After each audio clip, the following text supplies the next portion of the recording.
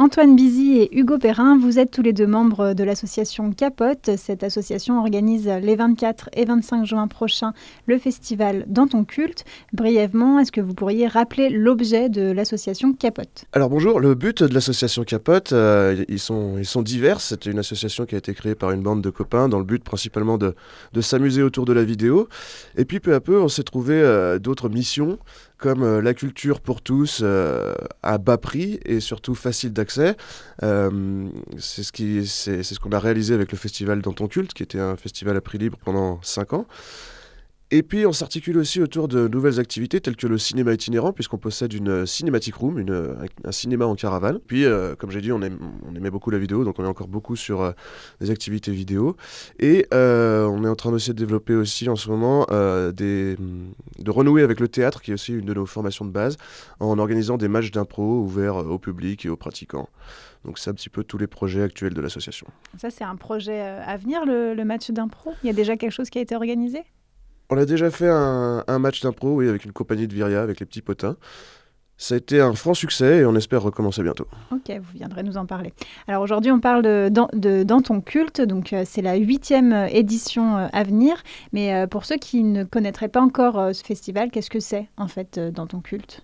Alors, Dans ton culte, c'est un festival qui a été créé il y a 8 ans déjà, c'est la 8e édition. Ça a commencé très simplement par une envie, comme l'a dit Hugo juste avant, d'amis d'organiser un festival sur ce site, sur le skatepark de Viria, qui était un peu en train de tomber à l'abandon. Et l'objectif, c'était de le rendre vivant et qu'il devienne au fur et à mesure culte. Donc, on a commencé par un prix libre, pour justement ramener du gens, des personnes qui n'étaient pas habituées à venir dans ce genre de lieu. Un prix libre donc qui donne l'accès à n'importe qui, qu'on soit rempli d'argent ou pauvre. Et aujourd'hui, on est passé à un prix coûtant parce qu'on n'arrivait pas à joindre les deux bouts en termes de finances. Donc on est passé à 8 € sur 2 jours. Et l'objectif, c'est d'amener vraiment des disciplines différentes sur un même lieu. Il y aura du théâtre, il y aura du cirque, il y aura du skate, de la musique, des expositions et notre cinématique room. À la base, l'idée, c'était de valoriser le skate ou pas forcément ? À la base, c'était de valoriser le skatepark. Donc oui, en l'occurrence, ça devient le skate derrière, mais aussi de valoriser tout ce que nous, on aime, c'est-à-dire faire la fête, découvrir de nouveaux artistes, des choses dans ce style-là. Alors justement, les artistes, on va en parler. Donc vous avez une grosse programmation pour le samedi et le dimanche. On oscille entre musique et théâtre de rue, voire le cirque. Quels sont selon vous les artistes incontournables cette année ? Alors selon nous, il y a différents points. On va parler déjà de tout ce qui est art de rue. Il y a un clown qui va venir nous rendre visite. Ça s'appelle « Ça commence, mais ça doit finir à la fin ». Donc ça, je pense qu'au niveau des familles, c'est très important que ces gens-là viennent sur ce festival. C'est accessible à tout le monde, c'est vraiment hilarant. Ça mérite vraiment le coup d'être vu. Et au niveau musical, cette année, on a notre grosse tête d'affiche, c'est 12 Kawa. C'est donc du hip-hop, du rap français, avec des mélodies très orientales et des textes très poétiques. Donc je pense que ça peut faire plaisir à énormément de monde. Alors également au programme, moi j'ai noté un groupe qui s'appelle Alta Villa, on en parle ? On peut en parler, il n'y a pas de problème. Alors c'est un groupe de rock alternatif lyonnais. Ils sont passés il n'y a pas très très longtemps à la Ferma Jazz. L'association 98 décibels a organisé le bal des zombies. Ils étaient invités à cette soirée-là et nous, on les a découverts à ce moment-là. Et c'est vrai que c'est un rock particulier qui mélange vraiment beaucoup de styles à l'intérieur du rock et c'est assez intéressant à observer, à entendre. Donc du coup, la programmation, on a parlé de hip-hop, on a parlé de rock. Est-ce qu'il y a d'autres styles musicaux qui sont représentés pendant le festival ? Il y a un peu tous les styles musicaux, c'est un peu l'objectif. On n'a pas tous les styles, mais chaque année, on essaie de varier la programmation. On passe, comme on a entendu, du hip-hop au rock. On a aussi de l'électro-balkan, on a du dubstep. C'est très évolutif. On essaie de partir sur une base acoustique avec des instruments pour terminer sur des DJ à la fin. Alors oui, comme vous l'avez dit, 2 jours de festival, le samedi et le dimanche. Est-ce qu'il y a un jour qui est plus réservé à la musique et l'autre plus aux arts de la rue ? Bah oui, complètement. Enfin, musique et art de la rue, on va dire que c'est le samedi. Le dimanche, cette année, on a fait une édition un peu plus soft, plus light. C'est-à-dire qu'il y aura le contest de skate avec les K-Games qu'on organise depuis 2 ans déjà. C'est un peu les Jeux Olympiques du skate, c'est-à-dire qu'il y a du saut en hauteur, du saut en longueur. On essaie de rendre aussi le skate un peu plus ludique. Ça se termine par un concert et il y aura un petit clown aussi qui fera quelques apparitions. Mais la base de la programmation, c'est le samedi. Le festival se déroule chaque année autour d'un thème. Cette année, c'est l'espace. Qu'est-ce qu'on va voir?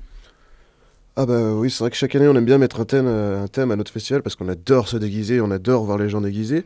Donc on trouve aussi que ça amène quelque chose d'avoir un thème, autant au niveau de la déco, puisque c'est quelque chose qui est très important pour nous, la déco. Donc cette année, tu l'as dit, le terme c'est l'espace, c'est le cosmique, donc on va rentrer par un portail temporel qui va nous faire découvrir cette planète DTK. Donc du coup, tout ce qui se rapporte un petit peu à l'espace, à la galaxie, à l'univers, donc venez déguiser en alien, en Chewbacca, en ce que vous voulez. Essayez d'être original, il n'y a pas que Star Wars dans le thème cosmique. Et voilà, le but c'est d'en prendre plein les yeux et de passer un bon moment tous déguisés. Du coup, une grosse équipe également de bénévoles sur le festival. Il faut préparer les décors, il faut les installer. Vous êtes combien pour préparer tout ça? Alors on est un sacré paquet. Le festival, on a eu à peu près une semaine à l'installer. Là, sur l'installation, on va dire qu'on oscille entre une 10 et une trentaine de personnes pour la semaine d'installation. Par contre, le jour même, le jour J, on est une centaine de bénévoles, donc ça implique une sacrée organisation. Et oui, on est très nombreux en bénévoles. Alors, on a parlé des moyens humains, peut-être une question juste sur les moyens financiers. Est-ce que c'est un festival qui est soutenu par la ville de Viria, par d'autres collectivités? Vous avez des subventions?